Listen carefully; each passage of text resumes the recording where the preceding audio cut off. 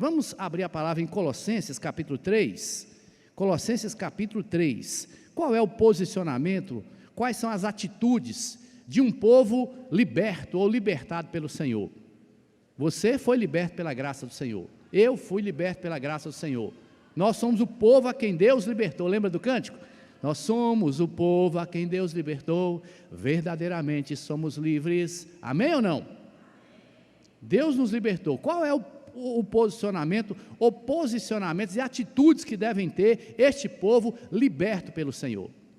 Você e eu devemos pensar e encontrar na palavra as respostas. E esse texto eu convido você para meditar comigo. É um texto conhecido, a própria leitura já traz para nós o esclarecimento, mas é sempre bom usar dos dons que Deus concede de a gente meditar, de estudar a palavra segundo comentaristas bíblicos, para aproveitar mais e melhor daquilo que Deus tem para nós. Colossenses é uma carta que Paulo usa, o Espírito Santo usou, escrevendo ali entre os anos 58 e 62, para encorajar os cristãos de Colossos a verem Jesus como o centro de tudo que existe, para que eles não cedessem às pressões da sua época, de religiões, pressões políticas e etc. Então, o Espírito Santo leva o apóstolo Paulo a escrever nesse sentido: vejam Jesus como o centro de tudo.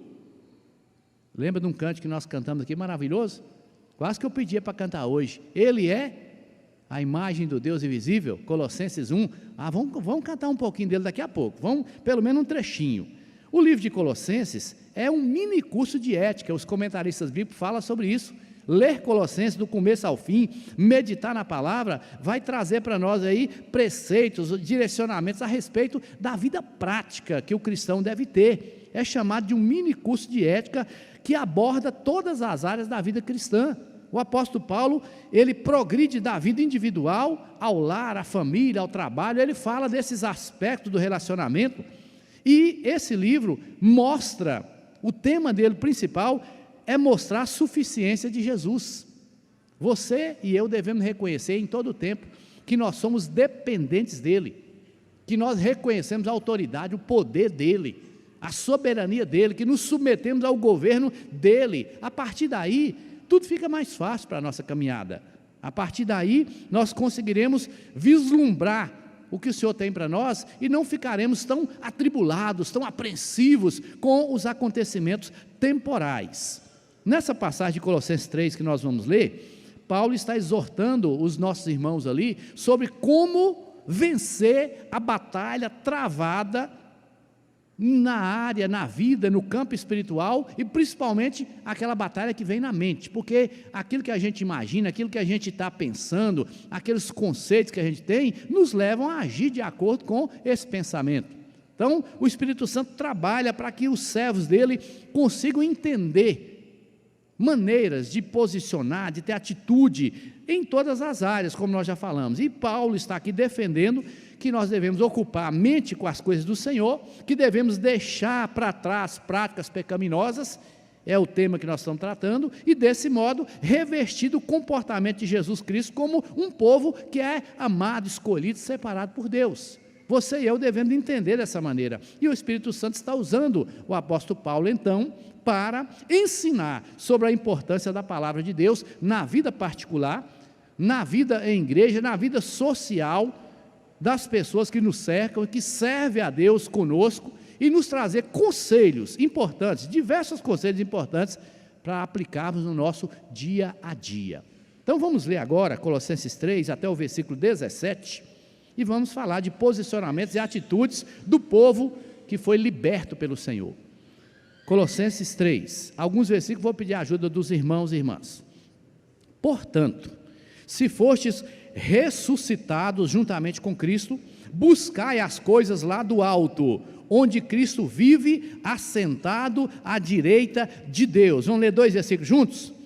Pensai nas coisas lá do alto, não nas que são aqui da terra, porque morrestes, e a vossa vida está oculta juntamente com Cristo em Deus. Quando Cristo, que é a nossa vida, se manifestar, então vós também sereis manifestados com Ele em glória. Leia outro versículo comigo. Fazei, pois, morrer a vossa natureza terrena: prostituição, impureza, paixão lasciva, desejo maligno e a avareza, que é idolatria. Por estas coisas é que vem a ira de Deus. Olha aí na sua Bíblia, deve estar uma chave, né? Aqui está uma chave também na projeção, sobre os filhos da desobediência. Ora, nessas mesmas coisas andastes vós também, no outro tempo, quando vivíeis nelas. Agora, porém, qual é o termo que ele usa aí? Despojai-vos igualmente de tudo isso. De quê? Vamos lá? Ira, indignação, maldade, maledicência, linguagem obscena do vosso falar. Não mintais uns aos outros, uma vez que vos despistes do velho homem com seus feitos, e vos revestistes do novo homem, que se refaz para o pleno conhecimento, segundo a imagem daquele que o criou, no qual não pode haver grego, nem judeu, circuncisão, nem incircuncisão, bárbaro, cita, escravo, livre. Porém, Cristo é o quê? Tudo em todos. Versículo 12. Revesti-vos, pois, como eleitos de Deus, santos e amados, de ternos afetos de misericórdia, de bondade, de humildade, de mansidão, de longanimidade. Versículo 13, juntos. Suportai-vos uns aos outros, perdoai-vos mutuamente, caso alguém tenha motivo de queixa contra outrem. Assim como o Senhor vos perdoou, assim também perdoai vós. Acima de tudo isso, porém, esteja o amor. O amor é o quê? O vínculo da perfeição. Seja a paz de Cristo o árbitro em vosso coração, a qual também fostes chamados em um só corpo, e sede agradecidos. Vamos encerrar 2 versículos juntos? Habite ricamente em vós a palavra de Cristo, instruí-vos e aconselhai-vos mutuamente em toda sabedoria, louvando a Deus com salmos e hinos e cânticos espirituais, com gratidão em vosso coração. E tudo o que fizerdes, seja em palavra, seja em ação, fazei-o em nome do Senhor Jesus Cristo, dando por Ele graças a Deus. Você pode dizer amém? Pode fechar os olhos, fazer uma oração pedindo ao Senhor para transmitir a graça e fazer com que essa palavra tenha um efeito no nosso coração? Ore. Pai, como igreja, declaramos que aceitamos o senhorio, o poder, a autoridade do Senhor Jesus, a supremacia, a soberania do Senhor nosso Deus.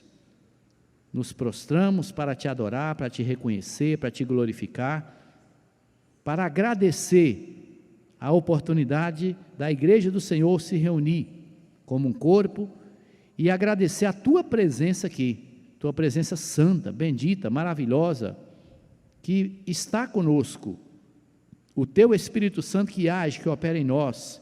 Agradecemos o Senhor receber esse culto, Pai, o louvor que foi dado, a adoração que foi proferida com cânticos, as orações que foram feitas, ó Pai, desde o início do culto, e a tua palavra lida, que já nos dá compreensão, e também agora a explicação da tua palavra, as considerações na tua palavra, que o Senhor nos conduz a fazer. Que o Senhor seja conosco, repreenda o inimigo e adversário da palavra, para que possamos entendê-la e que possamos, ó Pai querido, nos posicionar com as atitudes corretas daquele e daquela que são o povo liberto pelo Senhor. Glórias a Ti para todos sempre, oramos e agradecemos em nome de Jesus. Você pode dizer amém? Bem forte.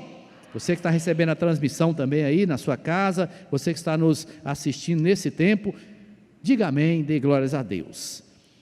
Quais são os posicionamentos e atitudes que devemos ter? Primeira delas que nós devemos ter, meu irmão, minha irmã, que o Espírito Santo guiou meu coração, é que nós devemos em todo o tempo, e especialmente em tempos que ocorrem situações como a que nós mencionamos e vivenciamos, nós devemos alimentar a esperança. Há muita gente desesperada, por contextos vários, com situações reais da vida, da caminhada, problemas de saúde, problemas familiares, problemas econômicos, sim, mas há pessoas que desesperam às vezes, choram, porque o seu time perde, é rebaixado, o seu time não atingiu o propósito, o seu partido político perde, o seu candidato perde. Há pessoas que desesperam com um negócio desse, pensando que a solução está naquele fato ali, naquele momento, que a felicidade, que a alegria está naquilo. E nós, servos do Senhor, devemos manter no nosso coração essa atitude que a Bíblia nos chama, ainda que a palavra fala, nós devemos alimentar a esperança no nosso coração. Vamos voltar em Colossenses capítulo 1, nós temos um hino maravilhoso que foi composto, baseado nesse trecho, versículo 13, quando falamos de um povo liberto pelo Senhor, o versículo 13 vai nos dar essa referência maravilhosa aí.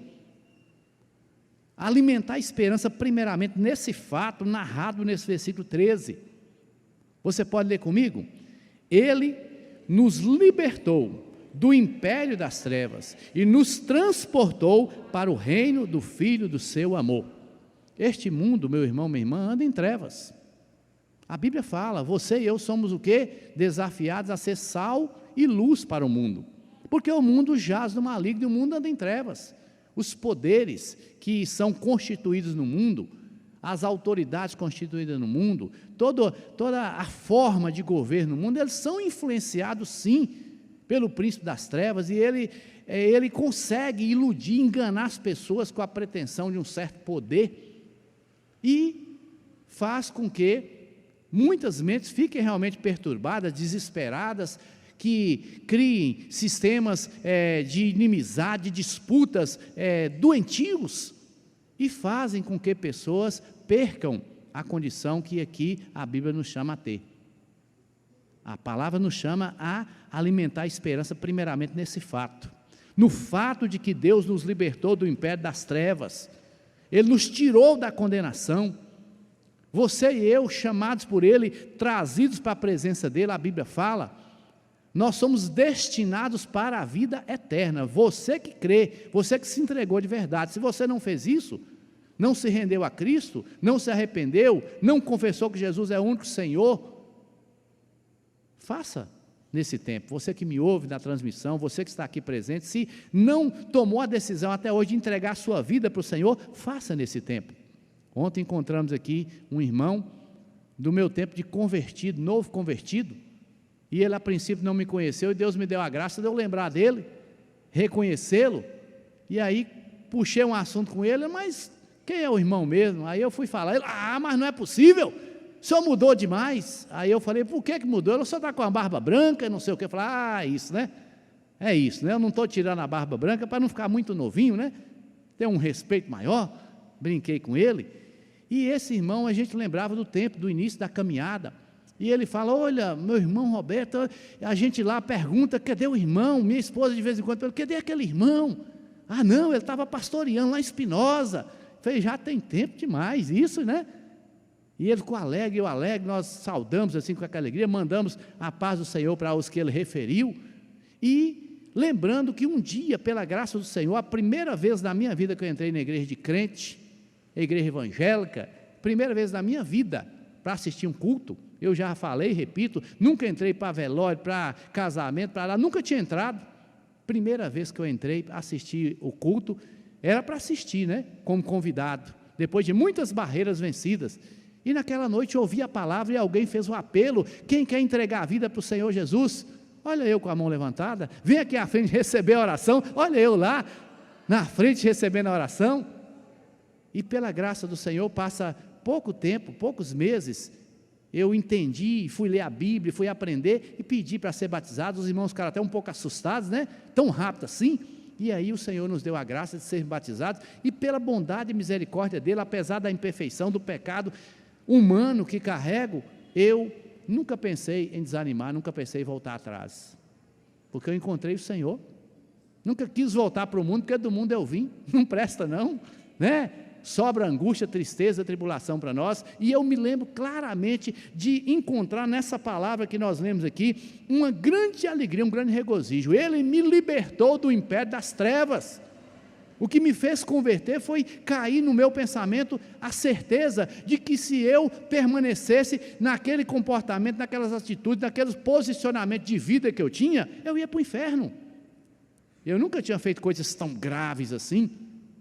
Minha vida não foi tão escandalosa assim, mas eu entendi que eu era um pecador, seria condenado para o inferno.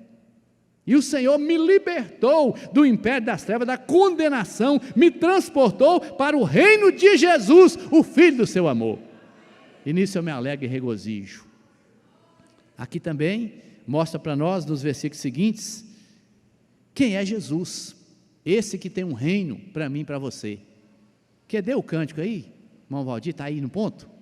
Vamos ouvir um trechinho do cântico que é reflexo dos versículos. Vamos tentar ouvir um pouquinho. Feche os seus olhos, medite. Ele vai projetar a letra também do cântico. Ele é. Eu brinco que a equipe nossa aqui canta ao vivo mais bonito do que no CD, né? Ó, glória, né? Mas nós vamos ouvir um pouquinho no CD, só um pouquinho. Solta bem alto.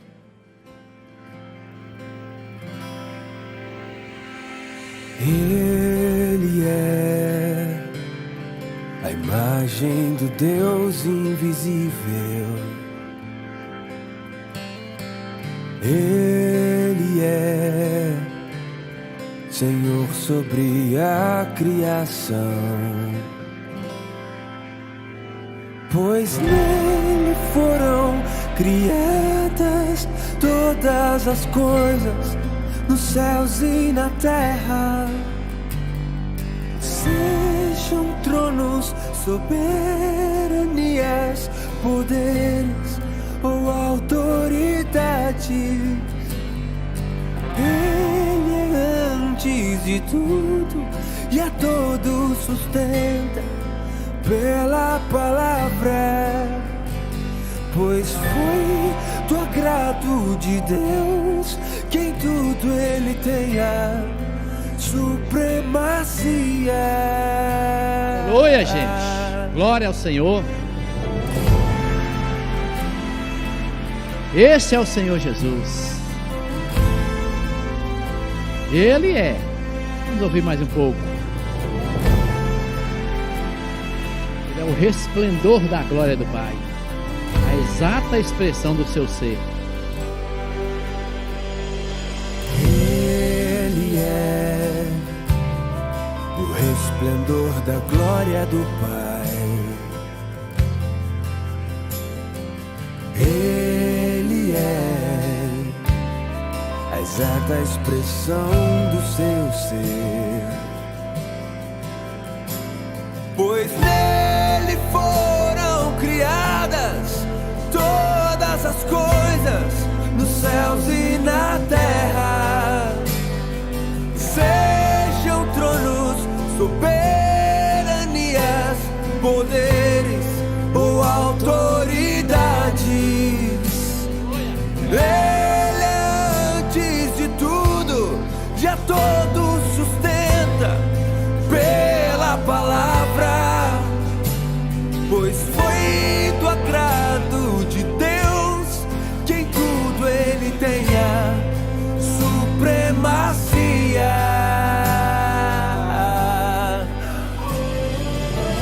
Aleluias. Pode abaixar um pouquinho. Vamos ler. Versículo 15. Volta para a projeção aí, por favor, meu irmão. Colossenses capítulo 1, versículo 15. Vamos ler até o versículo 19 e receber essa palavra, alegrar com essa verdade aqui a respeito do nosso Senhor, daquele que governa, daquele que reina. Este é a imagem do Deus invisível, o primogênito de toda a criação. Leia comigo. Pois nele foram criadas todas as coisas nos céus e sobre a terra, as visíveis e as invisíveis, sejam tronos, sejam soberanias, quer principados, quer potestades, tudo foi criado por meio dele e para ele. Ele é antes de todas as coisas, nele tudo subsiste. Ele é a cabeça do corpo, da igreja. Ele é o princípio, o primogênito de entre os mortos, para em todas as coisas terá primazia, porque aprouve a Deus que nele residisse toda a plenitude da divindade. Você pode dar glória novamente? Pode louvar Jesus com as suas palmas, pode exaltar, adorar o Senhor? Te adoramos, Jesus. Tu és quem governa, Tu és o Senhor. Tu tens toda a autoridade nos céus e na terra. Aleluia, meu irmão, minha irmã. Jesus aqui, Ele é apresentado como aquele que governa. Lembra disso? Quem governa é o Senhor. Ele é quem governa, meu irmão, minha irmã. Ele pode usar quem Ele quiser, como Ele quiser, para realizar a obra que lhe apraz. Inclusive, devemos lembrar também, inclusive para correção da impiedade. Ele não fez isso na história? Lembra de Abacuque? Tão atribulado, porque ele clama a Deus, porque o povo estava vivendo em pecado, e Deus revela que iria mandar os assírios para invadir a nação e punir o povo, e Abacuque fica preocupado, e ele se coloca na torre e vai orar, e Deus fala: olha, Abacuque, vai acontecer certamente, mas o meu justo viverá pela fé. Você e eu, meu irmão, temos que alimentar esperança nessas verdades. Devemos ficar atribulados aí, assustados, apreensivos com o que vai acontecer, porque o Senhor está no controle de todas as coisas. Ele continua governando, meu irmão, minha irmã. A palavra é clara. E olha que coisas maravilhosas que alimentam a minha esperança, que me deram esperança, na verdade, e continuam alimentando minha esperança. A Bíblia fala que Jesus, no versículo 13, nos libertou do império das trevas, nos transportou para o reino do Filho do seu amor, e no 14 ele fala, no qual nós temos a redenção, a remissão dos pecados.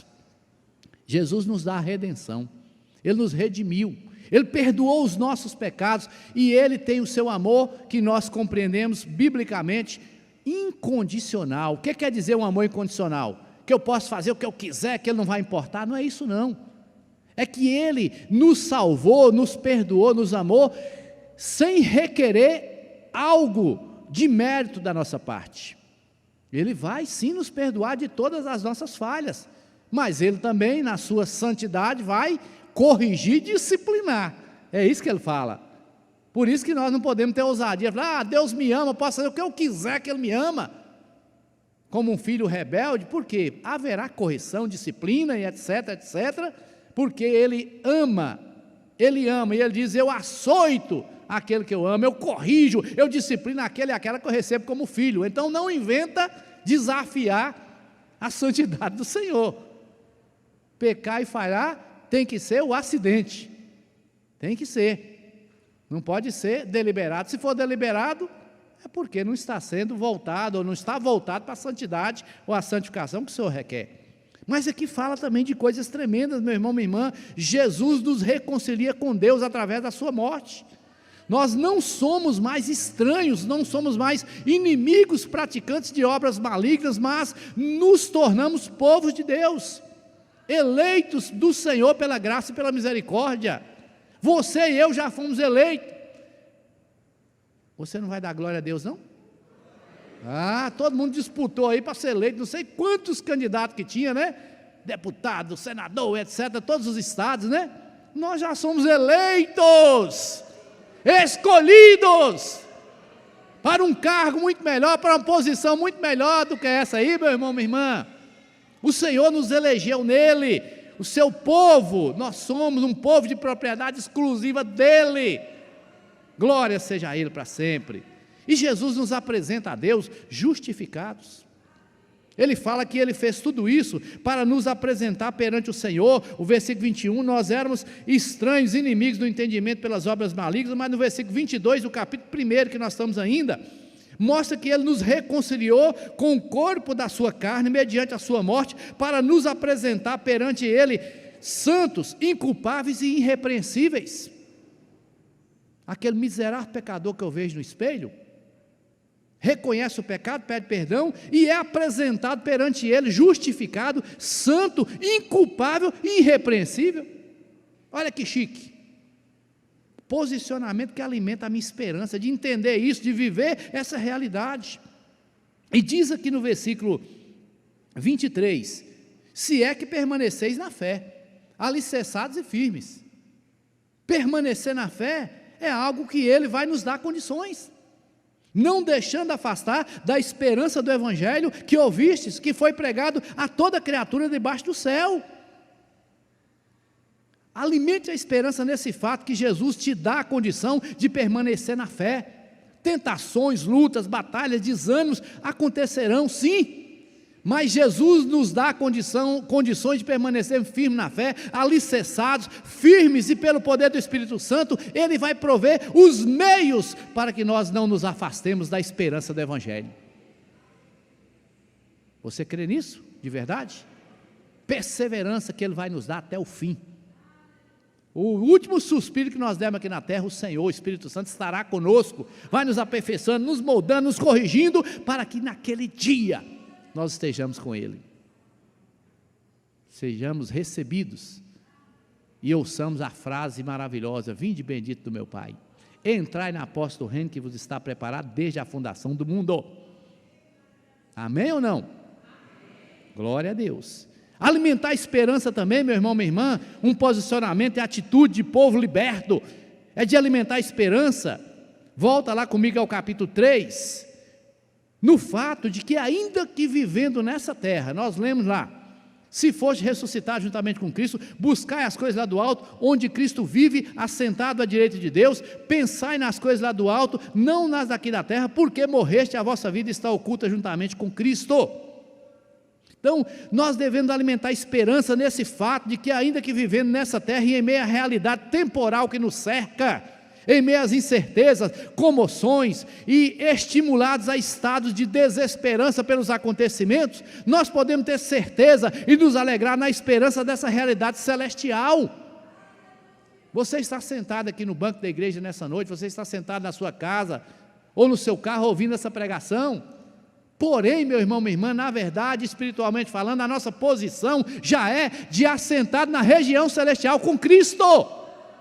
Quem crê pode ter essa certeza, essa condição foi prometida como certa e definitiva. Aquele que fez a promessa é fiel, ele cumpre a sua palavra. Alegre-se nisso. Quando nós nos entregamos a Cristo verdadeiramente, com arrependimento, com confissão de pecado, com fé confiante no perdão, ocorre esse morrer para nós mesmos e o nascimento da nova criatura apta a viver para Deus. É Ele que opera, é o Espírito Santo que faz. Ainda não somos feitos e não somos perfeitos, estamos sendo aperfeiçoados na nossa caminhada. Você e eu ainda temos atitudes indevidas.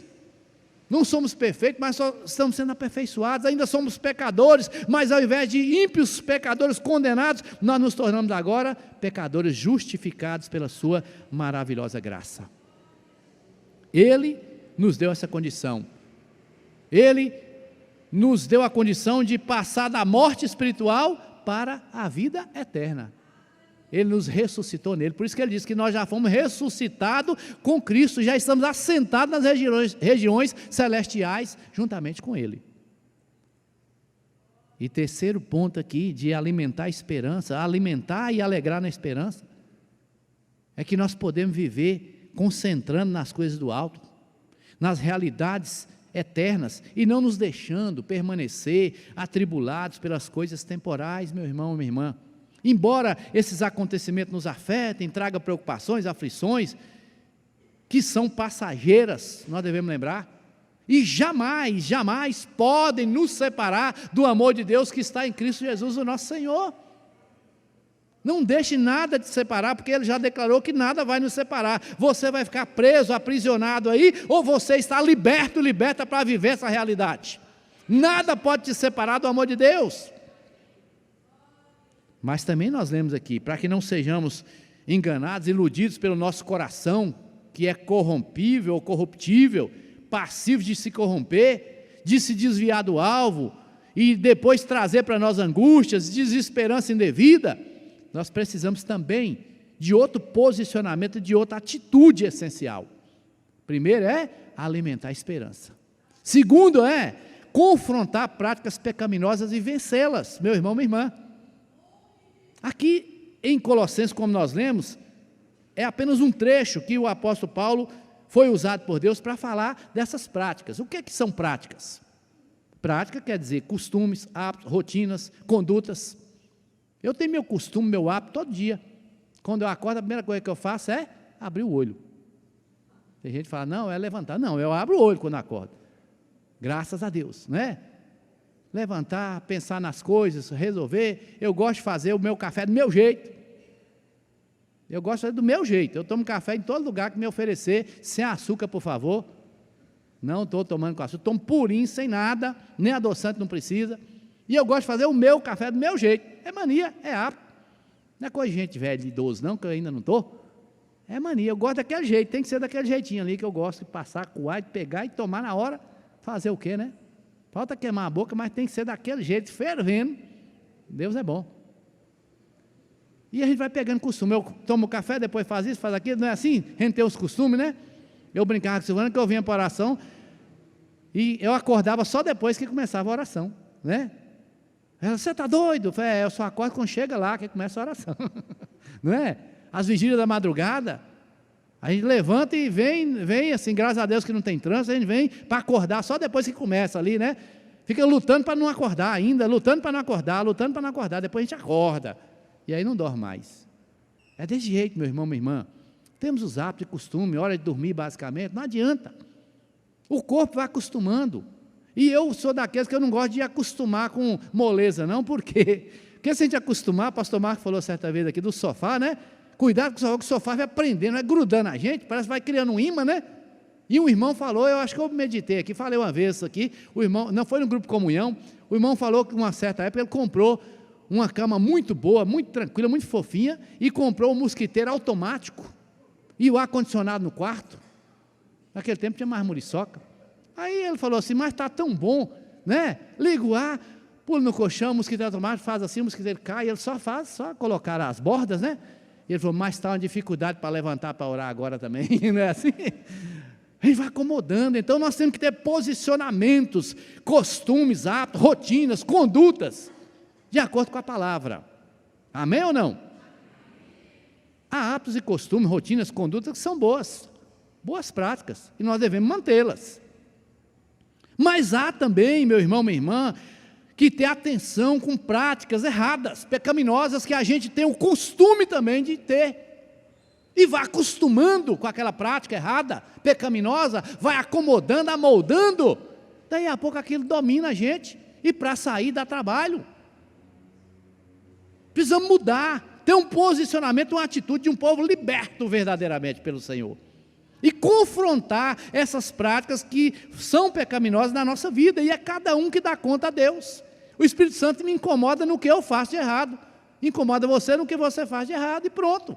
Cada um de nós somos confrontados por Ele. Devemos ter cuidado com os prazeres e diversões mundanas, que se praticados, sufocarão a palavra de Deus em nós, entristecerão o Espírito Santo, apagarão a ação dele em nós, como diz a palavra. Apagar o Espírito significa apagar a ação do Espírito Santo. Ele deixa de agir, por causa da rebeldia da obra da carne no nosso coração.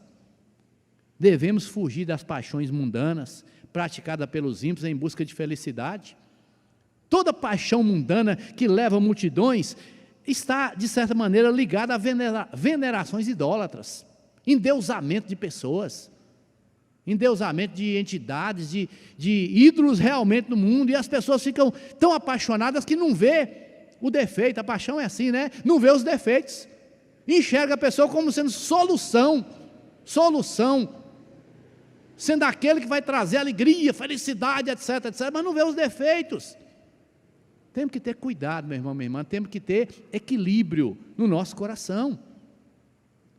Quebra de princípio de amor está ligado com essas paixões mundanas. Quebras do princípio da verdade e da justiça do reino, muitas vezes estão paralelamente ocorrendo com as paixões mundanas. E eu estou dizendo de todo tipo. E nesse tempo aí, especialmente, as paixões que nós vivenciamos aí, políticas, né? Vamos pensar assim, que a pessoa difunde a mentira, passa um fake news, difama, amaldiçoa e etc. E eu lembro que nós oramos para uma pessoa, eu, pastor Ed, oramos para uma pessoa essa semana, que ela diz que é crente, levanta de madrugada, jejum, uma hora, faz campanha, mas que mexeu com ela pega o revólver e não quer nem saber. Aí eu dei uma risada, né? Falei, por isso que é pela graça e misericórdia, se a senhora é crente mesmo, o Senhor vai te moldando, vai te ensinando, vai te livrando do mal. Como é que eu oro, eu jejum e fala palavrão, né? Soltou uns 2 palavrões lá, conversando com os pastores. Nós oramos por ela, né? Mas eu ri quando ela falou esse negócio, soltou um palavrão e falou que se precisar, ela pega o revólver mesmo e taca a bala. Falei, meu Deus eterno, todo-poderoso. Não é assim? Nós temos que ter cuidado, meu irmão, vigiar. A paixão do mundo traz como consequência afastamento de Deus, tristezas, angústia de alma. E graças à bondade do Senhor, às vezes Deus usa isso para poder trazer de volta, né? Converter, corrigir, disciplinar, trazer de volta. Glória a Deus. Ele é bom. Mas consequências não são boas, né? Colossenses 3, de 5 a 8. Olha para a Bíblia aí. 3, de 5 a 8. Ele vai listar para nós, descrever para nós algumas práticas, hábitos, costumes viciantes a serem combatidos. 5 deles aqui estão ligados diretamente com a questão sexual. Preste atenção, você adolescente, jovem, marido, mulher, você, meu irmão, minha irmã que está aqui, me ouvindo, preste atenção nesses 5 costumes viciantes a serem combatidos, ligados com a questão sexual. Ele fala aqui, fazer morrer, pois, a nossa natureza terrena. Quais são aí as práticas?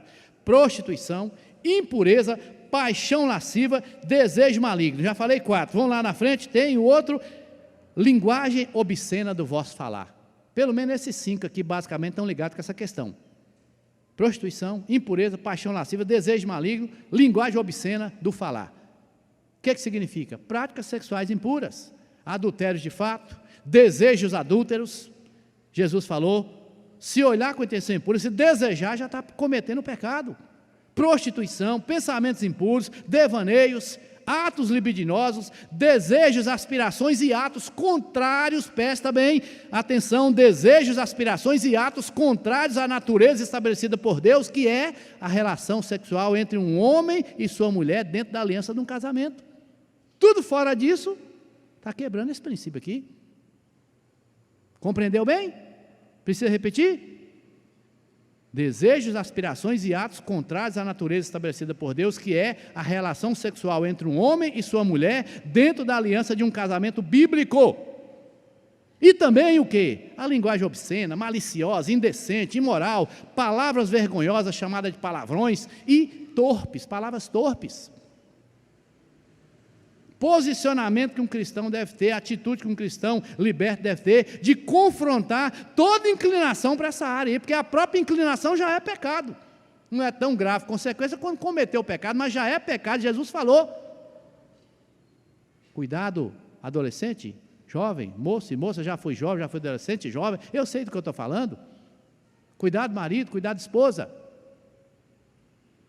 Vigiemos, meu irmão, minha irmã, porque a nossa carne, ela é inclinada a isso sim. Mas ele fala de outros costumes e práticas aqui, avareza, que é idolatria, ou seja, apego às coisas materiais, fazendo da busca pelas riquezas, pela fama, pelos ganhos terrenos, o propósito de vida, e deixando com que esses ocupem o lugar de Deus. Muitas pessoas vivenciam isso, vão se apegando tanto ao materialismo, que aquilo vira um Deus para ele. Dinheiro, recurso, fama, poder, vira um Deus. E devido a essa avareza e essa cobiça material, é que proliferam as loterias, as apostas, as jogatinas, as rifas, os cassinos, e também a corrupção desenfreada, que tira recursos que seriam utilizados para um bem social, mas a avareza, o apego ao dinheiro, faz as pessoas que têm condições ali de acesso a isso, desviar recursos para o bolso de poucos. É uma realidade. Poucos privilegiados num sistema que se autoalimenta dessa corrupção. Você e eu sabendo do que acontece no nosso país, das notícias ao longo da história, todos os meus anos que eu leio, que eu acompanho, fala dessa corrupção, desvio de dinheiro, desvio de verba, dinheiro apreendido, tantos milhões, tanto isso, aquilo outro, Deus me livre e guarde, não é? Mas é realidade, vem da avareza, da cobiça. Mas também está ligado aqui, e ele fala de outros costumes e práticas que nós devemos ter, que é confrontar e evitar o que ele está dizendo aqui. Ele fala da ira, que é aquela disposição amarga, iracunda. Tem gente que é irado, é uma disposição de coração armada, iracunda. A Bíblia fala, isso é pecado. Indignação vem de quê? Dessas explosões de ira, de cólera. Sim, Nós já estudamos certa vez sobre a síndrome do pavio curto. Você sabe o que é, né? Na psicologia, os psicólogos aqui sabem, né? Síndrome do pavio curto. Pessoa que explode rápido, que está estressada, põe culpa no estresse. O pavio curto é o quê? Pode até ser algo que já está patológico, uma doença que já está, mas é também a questão de comportamento que pode ser freado, dominado pelo poder do Espírito Santo. E estudando certa vez sobre isso, tanto faz ter pavio curto quanto ter uma longanimidade maior, se explodir, dá problema do mesmo jeito. Dá problema do mesmo jeito. Então, quem é pavio curto tem que vigiar mais. Quem fala assim, eu sou muito paciente, mas quando eu perco a paciência também, do mesmo jeito, dá problema. Devemos ter a nossa cabeça, a nossa mente certa de que nós devemos posicionar, confrontar no nosso coração esses momentos de ira, esses momentos de maldade, que a Bíblia fala, que é praticada a partir do sentimento de ira e de cólera, que se torna uma malignidade que fere, que prejudica o próximo. Maledicência, aquela fala abusiva, injusta, difamatória, caluniosa, contra Deus, muitas vezes inclusive, e contra o próximo, fala, calunia, difama, sem nem pensar. Jesus fala, o que você quer que o outro faça, faz a ele. Não pague mal com mal, não é isso que o Senhor ensina? E tem pessoas que não lembram dos 10 mandamentos lá, no qual fala que não pode levantar falso testemunho contra o próximo, fica levantando falso testemunho, difamando. Meu irmão, minha irmã, nós temos que confrontar. Quando eu caio numa falha dessa, eu fico com a vergonha, eu peço perdão, e eu tento vigiar, para evitar, porque é chato, é ruim, é vergonhoso, e o pior, nos afasta temporariamente de Deus.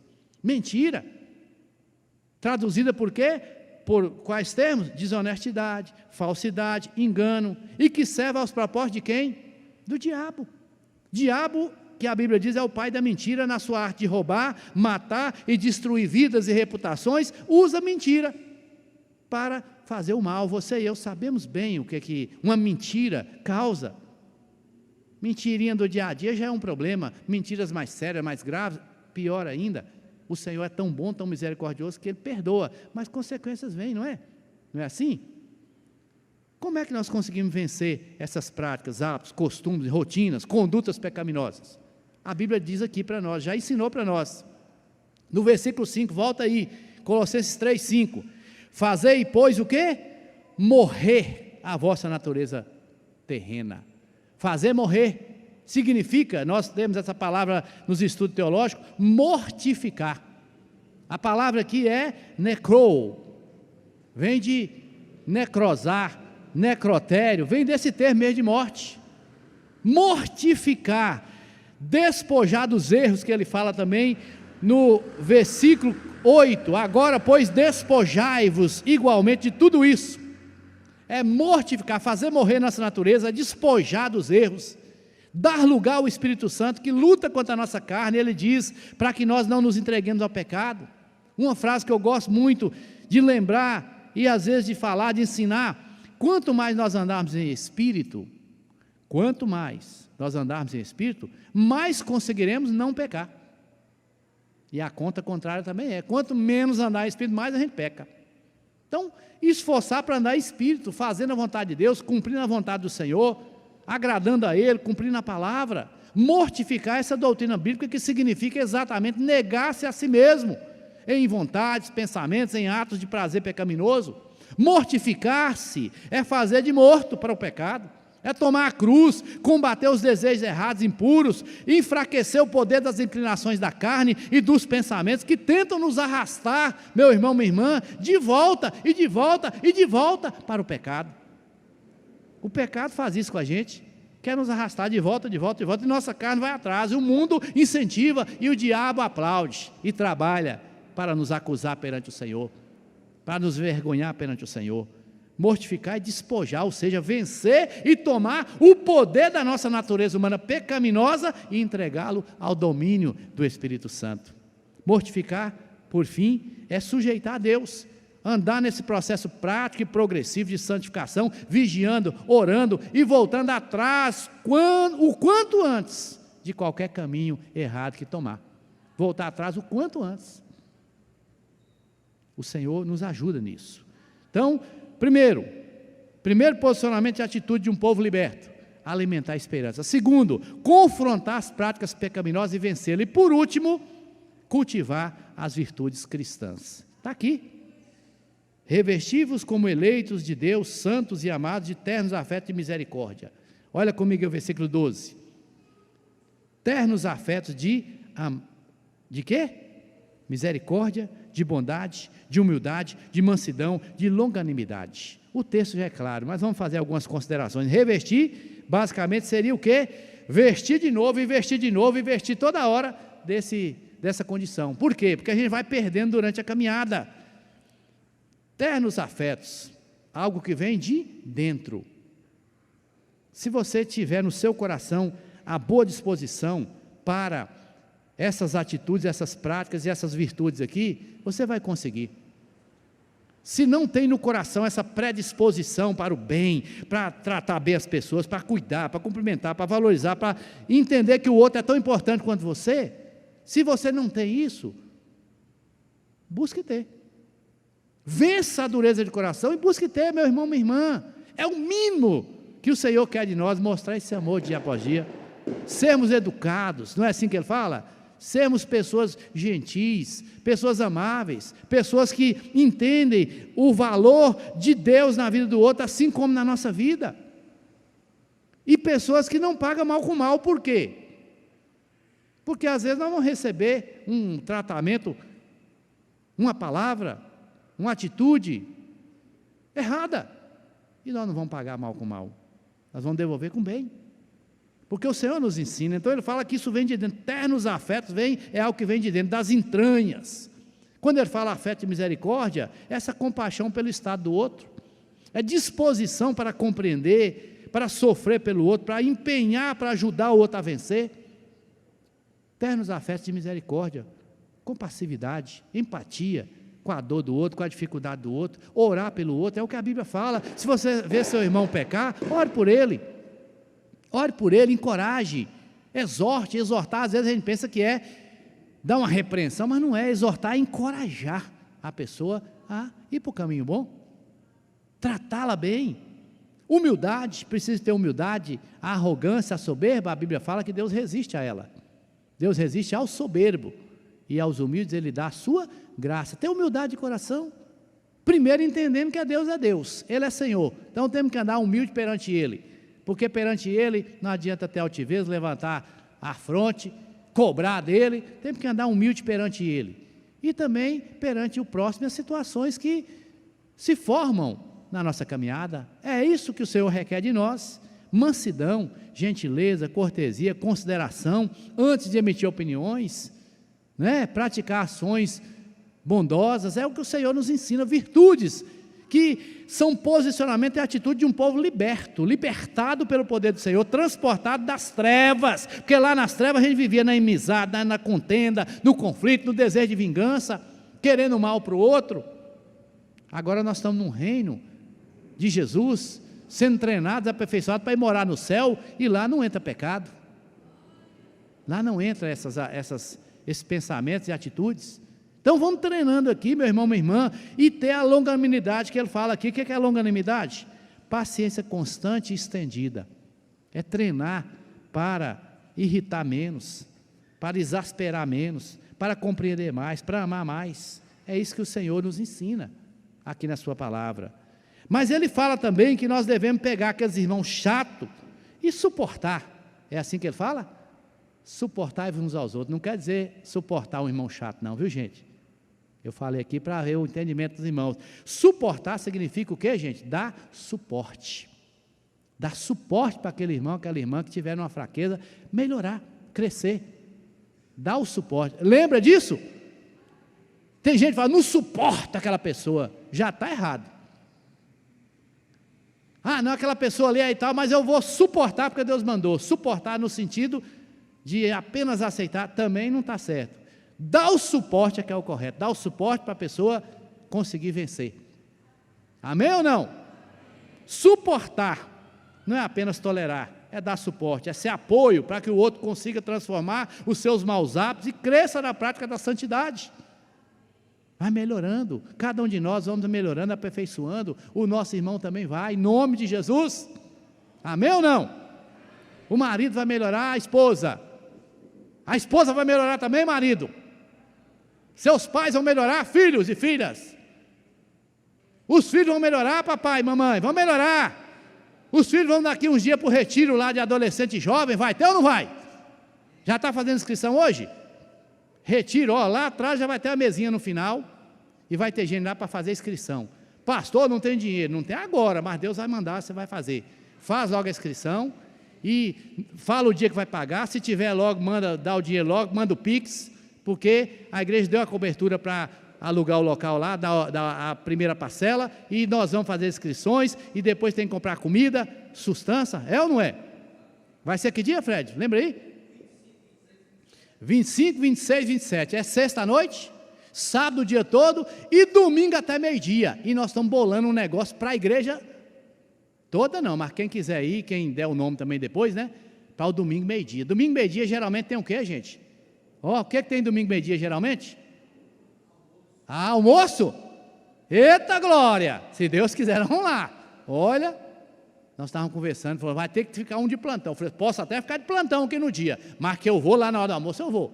Amém? Não? Eu brinquei com o pastor de novo. Pode deixar eu de plantão, mas que eu vou na hora do almoço, eu vou. Sai daqui correndo para ir. Comunhão. Mamãe, papai, mande seu filho e sua filha, porque eles vão voltar melhores. Vai voltar até ajudando mais em casa, vai ou não vai? Obedecendo mais, orando mais. Temos que aproveitar essas oportunidades, gente. Aproveitar a oportunidade, lembrar que as pessoas vão transformando seus hábitos e crescendo na prática da santidade, será uma bênção. E no meio disso tudo, o que é que ele fala aqui? Perdoar, assim como o Senhor vos perdoou, assim também perdoai-vos. Ainda que não mudou, não melhorou do jeito que a gente pensa, vamos perdoar. Perdoar na Bíblia não é opção não, gente, é obrigação, é condição, é posicionamento e atitude de um povo liberto que sabe que se não perdoar, não é perdoado, foi o que o Senhor falou. Vai correr o risco? Não vai perdoar não? Vai ficar com mágoa, ressentimento, com coração duro, sentimento de vingança, querer o mal para o outro, vai correr esse risco de chegar lá e Jesus falar, apartai de mim que eu nem te conheço. Mas por quê? Ué, eu falei que se você não perdoasse, você não ia ser perdoado. Você perdoou fulano, ciclano, beltrano? Perdoou não? Ih, é mesmo? Perdoou não? Perdeu. Tem esse ditado? Perdeu. Pensa bem, meu irmão, coisa que a Bíblia fala de maneira clara. Não precisa nem da gente ouvir aqui desse jeito, mas o Espírito Santo leva a gente a falar para entender que nosso exemplo é Jesus. Jesus perdoou na cruz, morrendo, sofrendo. Ele fala, Pai, perdoa-lhes, eles não sabem o que fazem. Ele morreu para nos perdoar, para nos dar esse perdão completo. Outra coisa aqui, acima de tudo, porém, esteja o amor. O amor é chamado de quê? Vínculo da perfeição. O maior sentimento, posicionamento e atitude que nós devemos ter, que faz esse ligamento com a perfeição cristã, são os atos de amor, que coroam as práticas virtuosas. O amor, a Bíblia diz, é tão poderoso que ele cumpre os requisitos da lei de Deus. Tudo se resume em: amarás o Senhor teu Deus de todo o coração, entendimento, alma e força, e amarás o teu próximo como a ti mesmo. Não há mandamento maior que esse, porque tudo se resume nesses mandamentos. O amor faz pelo próximo o que é natural fazer por nós mesmos. O amor é a prova de espiritualidade do novo nascimento. Quem não ama, não nasceu de novo. Se alguém está enganado achando que nasceu de novo, que é crente, que vai para o céu, mas não tem amor, converte logo, converte hoje. Não espera Jesus te levar para o céu. Não espera ele te levar para depois você não entrar no céu, não. Em nome de Jesus. O amor é aquele solo fértil para as outras virtudes, é o que a Bíblia fala, ele é o vínculo da perfeição, tudo está vinculado a ele, compreendeu bem? Tudo está vinculado ao amor, as demais coisas passam pelo amor. E também tem dois pontos aqui que nós vamos falar para encerrar. Versículo 15, olha comigo aí, o que está dizendo? Seja a paz de Cristo harto em vosso coração. Submeter sempre o coração a Cristo, gente. Estou decidindo, vou fazer isso. Já orou? Tem paz no coração? Já mencionei uma vez ou outra aqui de pessoa que chegou, pastor, eu vou fazer isso que eu estou em paz. Daí um mês está chorando e falando, pastor, eu decidi errado, eu estou colhendo consequência. Que paz é essa? Paz não era paz, não, era uma impressão de paz, uma falsa paz. Era mais coisa do sentimento, mas não era uma paz de Cristo perfeita. Então, antes de tomar a decisão de comprar, de vender, de casar, de tudo, ore e peça paz real, meu irmão, minha irmã. Peça paz real, o Senhor dá a sua paz. Examine, reconheça, arrependa, confesse o pecado a Deus, ao outro, e quando você sentir paz verdadeira, real no seu coração, você pode falar assim, graças eu dou ao Senhor. A paz de Cristo seja o ato, o juiz, que vai pontuar, que vai dar a decisão, se nossa atitude está certa ou não. Ele diz que se nós estamos agindo de uma maneira, pensando de uma maneira, e dentro da palavra, nós estamos compreendendo, e se nós não temos dificuldade, temos paz no nosso coração, é porque Deus é maior do que o nosso coração, e Ele conhece todas as coisas. Mas de repente você não está sentindo paz, não estou sentindo paz, não faça não. Se não está em paz verdadeira, real, não tome a atitude, não tome a decisão, não dê sua palavra. Perfeito ou não? A paz seja o árbitro, a baliza. E por último, usar os meios de graça disponibilizados por Deus. Vou pontuar 5 aqui. Um deles, a palavra, ele fala, habite ricamente em vós a palavra de Cristo.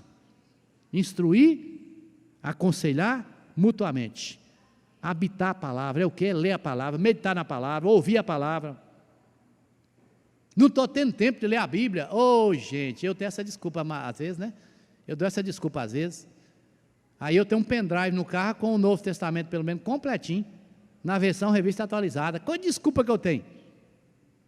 Dá para ouvir 4, 5 capítulos numa viagem de lá de casa para cá? Qual a desculpa que nós temos que não estamos tendo tempo de ler Bíblia? Estou tendo tempo, não estou nem lendo a Bíblia, um estudo. A igreja está tendo o hábito de todo dia mandar um áudio para facilitar, porque está lá lavando cozinha, arrumando a pia, e está ouvindo aquele áudio. Dá para ouvir no carro, às vezes eu ouço do carro mesmo, andando e caminhando pelo caminho. Meu irmão, minha irmã, devemos lembrar da palavra, habitar ricamente, encher nosso coração, nossa mente da palavra, da instrução do Senhor, do aconselhamento do Senhor. É bom e importante a gente pedir conselho para a gente que tem visão, sabedoria, não é? Às vezes vem um conselho que nos surpreende, e nós temos que aprender a ouvir conselho. Está em dúvida? Está orando, está buscando? Pede conselho para alguém, me dá um conselho aqui. Às vezes quando você falar, pedir o conselho, Deus já vai trabalhando, você já vai abrindo a mente para entender melhor as coisas. É assim que Deus faz. E abre a cabeça, abre o ouvido, abre o coração, para ouvir e entender. Porque às vezes nós queremos um conselho, me dá um conselho aqui que eu estou querendo fazer isso, mas nós queremos que a pessoa dê o conselho, pode fazer, é desse jeitinho mesmo. Nós só queremos referendar, assina embaixo aqui, concorda comigo aqui.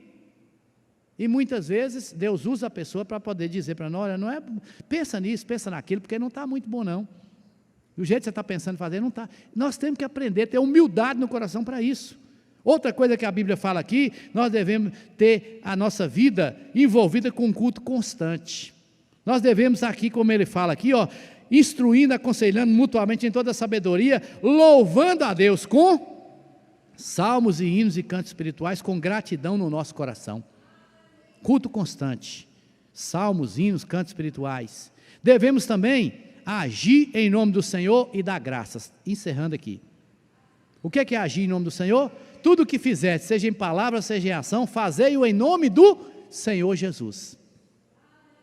Aí, certa vez, nós estávamos numa palestra, e a pessoa pregando para adolescente e jovem, vou falar para vocês aqui o que ela falou. Ela falou o seguinte, quando você for pensar em fazer uma besteira, você ora e fala, Jesus, eu vou fazer isso em seu nome, viu? Para mim também que se viu, lógico, foi só para adolescente e jovem, não, né? Está querendo fazer uma besteira, está querendo fazer igual a dona que nós falamos, nós oramos? Eu pego o revólver e meto bala. Jesus, vou pegar o revólver e meter bala em teu nome, viu? Em teu nome. Será que faz? Em seu lugar, o que faria Jesus? Aprenda a orar. O que você está fazendo, você pode dizer que está em nome de Jesus, porque muitas vezes a gente fala o nome de Jesus indevidamente, e alguém fala assim, está até tomando o nome do Senhor em vão. Eu faço em nome de Jesus. Nem pensou, já deu a promessa em nome de Jesus. E depois não vai conseguir fazer. Para e pensa, meu irmão, minha irmã. Fazer em nome de Jesus é fazer tudo na humildade, na submissão a Ele. Tudo de acordo com a vontade dEle. Isso que significa, basicamente, fazer em nome de Jesus. Os nossos atos têm que ser de acordo com Ele, com a palavra dEle. E em tudo. Mas em tudo não, né, pastor? Em tudo não, né, Espírito Santo que mandou. Ele mandou. Mas em tudo o quê? Dai graças, dando por ele graças a Deus. Em tudo dai graças. Eu não vou dar graça não, porque o meu time perdeu, porque o meu candidato perdeu. Eu vou querer o mal. É o que a Bíblia manda. Em tudo dai graças. Em tudo dai graças. Em tudo dai graças. O marido foi chato? Dá graças a Deus pelo marido. Ora por ele, agradece a Deus pelo marido. A esposa, também ora por ela. O filho, a filha, o irmão, o pastor, dá graça para ter um pastor na igreja. Tem muitas igrejas que não tem nem pastor, aqui nós temos 4, cada um de um jeito. Dá graças, meu irmão, minha irmã. A gente dá graças por cada um dos irmãos e irmãs que fazem parte desse corpo, presbíteros, diáconos. Todos nós somos lembrados, estimulados a orar, a dar graças a Deus, pela igreja, meu irmão, minha irmã, corpo de Cristo, povo de propriedade exclusiva dEle, povo zeloso de boas obras.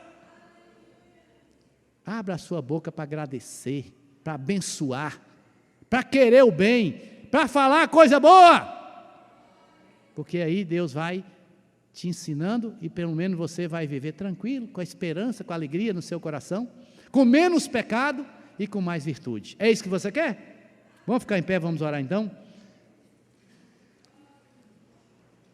Em nome de Jesus, vamos orar. Depois o irmão Valdir vai colocar aquele hino, aquele canto que nós cantamos aqui pelo CD mesmo. E nós vamos cantar um trechinho para receber a bênção. Pode deixar preparado, por favor, a letra e a música aí, meu irmão. Põe a mão no seu coração e fala: Deus, eu quero, Senhor, ter a minha esperança alimentada. Pensa em você assentado na região celestial com Jesus. Pensa nas coisas boas lá do alto. Fica preso às coisas aqui da terra, não, com essa tribulação, essas lutas, essas doenças, esses problemas. Não. Tira a mente disso, põe a cabeça lá para cima, lá para o alto, altaneiramente. Pensa coisa boa para você, sua família, seu trabalho, seu negócio, sua empresa. Pensa coisa boa para a sua vizinhança. Pensa coisa boa até para os políticos que nós vamos ver ocupando as posições de autoridade, os que estão, os que ocuparão. Pensa coisa boa. Pensa coisa boa para o país, para a cidade, para o estado. Pensa coisa boa. Quem sabe Deus vai usar esse povo para fazer coisa boa. Esses que vão entrar, deputados, senadores, deputados federais, governadores, presidentes, quem sabe? Quem sabe será do propósito do Senhor? Pensa coisa boa para a sua vida. Pensa, o bem Deus pode trazer. Pensa também em confrontar as práticas erradas, pecaminosas, e falar assim: Deus, eu quero vencer, eu não quero ficar preso a esse pecado, não, que nós falamos aqui. E pensa em cultivar as virtudes. Pai, estamos aqui, orando, mediante a palavra, que nos desafia a ter posicionamento e práticas de um povo liberto, do império das trevas para o reino de Jesus. Eu quero, Pai, melhorar mais ainda na caminhada. Vencer o pecado que luta para me vencer. Eu quero vencer, Pai. Eu quero alimentar a minha esperança para não andar desesperado, atribulado, preocupado com as coisas desse mundo, Pai. Eu quero cultivar virtudes que comprovem o Senhor em mim, o seu amor, a sua graça, a sua misericórdia em mim. Me ajuda, me ensina, ajuda e ensina meu irmão, minha irmã, esse que ora comigo nessa transmissão, lá na sua casa, no seu trabalho. Visita e dá de igual maneira essa bênção. Em nome de Jesus.